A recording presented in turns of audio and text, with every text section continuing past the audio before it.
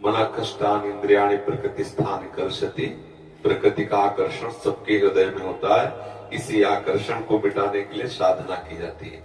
यदि हम भगवत नाम जप करने वाले संतों का संग करें और नाम जप करते हुए पूर्ण प्रभु के आश्रित अंदर से हो जाएगा।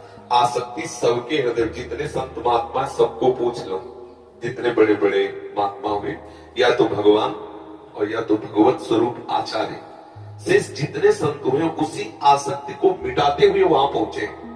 कोई ऐसा नहीं कि जन्म से अनासक्त हो। जन्म से अनासक्त है वही जो भगवत स्वरूप को प्राप्त हो गया है। तो एक साधक इसी आसक्ति से ही आगे बढ़ता है। कोई ऐसा नहीं है जिसके हृदय में काम वेदना न हो, कोई ऐसा नहीं है जिसको शरीर की परस्पर आसक्ति न हो, पर इसी आसक्ति को मिटा देना हमारी साधना है। हम अंदर से जो आसक्ति रहती है वो बाहर चेष्टा कराने की अंदर प्रबल प्रेरणा करती है। अगर हम उस चेष्टा को ना करें और उस प्रेरणा कई बार चर्चा है, अगर उस प्रेरणा को हम सह जाए और भगवत भजन में लगे हैं, धीरे धीरे वो अंदर जो प्रेरणा थी ना, विषय प्रेरणा, वो शांत हो जाएगी और हमारा हृदय एक दिन इतना निष्काम हो जाएगा कि सामने ये सब वस्तुएं होने पर भी संयोग की इच्छा नहीं रह जाएगी। हृदय में जब अपने हृदय में ही इतना आनंद मिल गया, वो बात बिल्कुल सुख नहीं है, नहीं है, नहीं है। जो भ्रमित होकर उस सुख की खोज में कर रहे हैं वो सब परेशान है।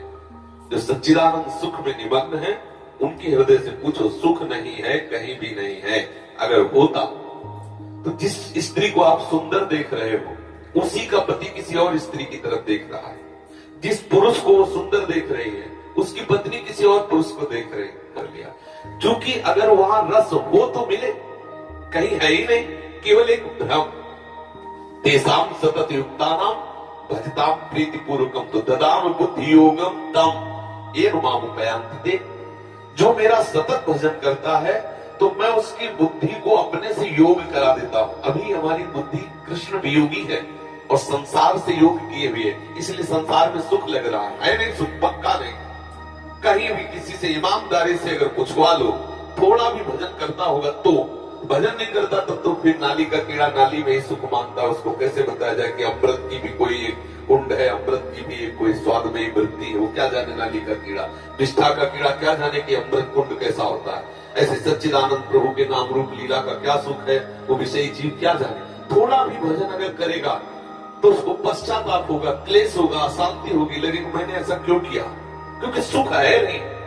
वो सच्चिदानंद प्रभु की एकाग्रता को भंग होने के बाद इतना क्लेश अंदर, लेकिन जो विषयी जीव उनको गर्व होता है कि मैंने ऐसा। भगवत आश्रित होकर के साधु समागम करते हुए आए हुए हृदय के आकर्षण और वेग को सह जाए और संयोग न बनने दे तो कुछ ही वर्षों में वो इंद्रिय विजयी हो जाएगा।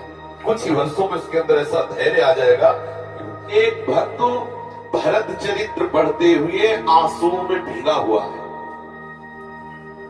भरत चरित्र का विश्राम करके इसे मंदिर से निकल रहा, सामने खेत है ज्वार का, दोपहर का समय, सुबह से भगवत चर्चा अकेले और ज्वार की तरफ ऐसे दरवाजे से निकल, ऐसे दृष्टि गई तो वहां दृश्य देखा, काम क्रीड़ा, सब खत्म, आंसू सूख गए।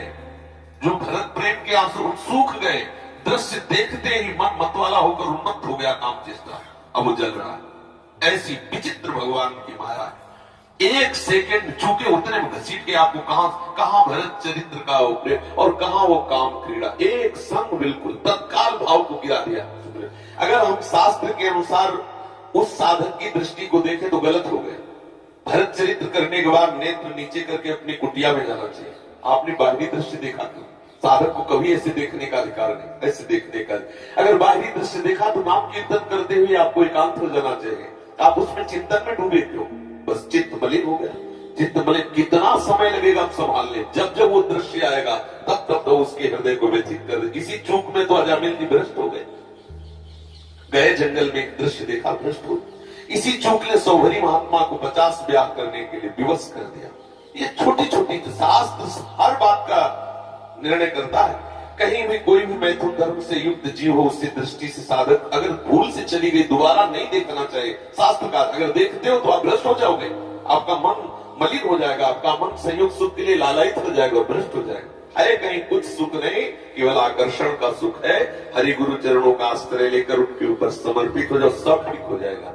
अपने लोगों ने जीवन में ही देखा है, प्रभु कैसे बचाते हैं, प्रभु कैसे हमें पुष्ट करते हैं, प्रभु कैसे हमें मार्ग में बढ़ाते हैं। वही बचाते हैं, वही पुष्ट करते हैं, वही बढ़ाते हैं। अगर वो ना बढ़ावे तो ऐसी फिसलन है कि बड़े बड़े फिसल जाते हैं, 1 मिनट में फिसल जाते हैं।